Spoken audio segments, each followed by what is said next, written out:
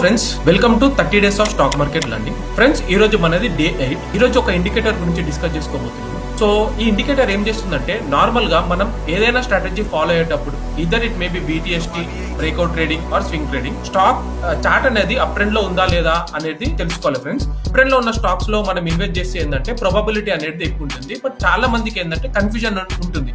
Like ఈ up trend లో ఉన్న స్టాక్స్ ని ఎలా పికప్ చేసుకోవాలి, మనకు అసలు చార్ట్ అనేది అప్ ట్రెండ్ లో ఉందా లేదా అనేది ఎలా తెలుసుకోవాలి అనేది కన్ఫ్యూజ్ అవుతుంటారు అనమాట.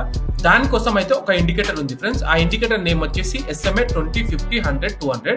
సో ఇండికేటర్ ని మనం ఎలా యూజ్ చేయాలంటే, మనం ఫస్ట్ ట్రేడింగ్ వ్యూ ఓపెన్ చేసి ఇండికేటర్ సెక్షన్ లోకి వెళ్ళి SMA 20, 50, 100, 200 అని టైప్ చేస్తే మనకి ఇక్కడ ఒక ఇండికేటర్ అనేది వస్తుంది బై గ్రాండ్ హాక్రేట్. సో దీని మీద మీరు క్లిక్ చేసారు అనుకోండి, మీకు ఇక్కడ 4 లైన్స్ వస్తాయి: గ్రీన్, రెడ్, ఎల్లో, ఆరెంజ్. ఇవి ఏంటంటే, ఈ 4 లైన్స్ ఏంటంటే మనకి 20 moving average, 100 moving average, 50 moving average and 200 moving averages అని అర్థం అనమాట. సో మనం ఎప్పుడైనా స్టాక్ పికింగ్ చేసుకునేటప్పుడు ఈ 4 మూవింగ్ యావరేజెస్ పైన ఉండేటట్టు చూసుకోవాలి ఫ్రెండ్స్. సో ఇలా చేసి ఏంటంటే ప్రాబబిలిటీ అనేది ఎక్కువ ఉంటుంది. ఇప్పుడు సపోజ్ మీరు బ్రేక్అవుట్ ట్రేడింగ్ చేస్తున్నారు అనుకోండి, బ్రేక్అవుట్ ఇచ్చే ఛాన్సెస్ ఎక్కువ ఉంటాయి. BTST చేస్తున్నారు అనుకోండి, నెక్స్ట్ డే మొమెంటం అనేది మీకు కనిపిస్తుంది. స్వింగ్ ట్రేడింగ్ అనుకోండి, అది బ్రేక్అవుట్ ఇచ్చి పైకి వెళ్ళే ఛాన్సెస్ అనేది ఎక్కువ ఉంటుంది అనమాట.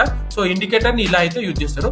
ఒకవేళ ఈ ఇండికేటర్ గురించి మీకు ఎవరికైనా తెలుసుంటే మీరు కామెంట్ సెక్షన్ లో కామెంట్ చేయండి and me friends and family తోటి షేర్ చేయండి.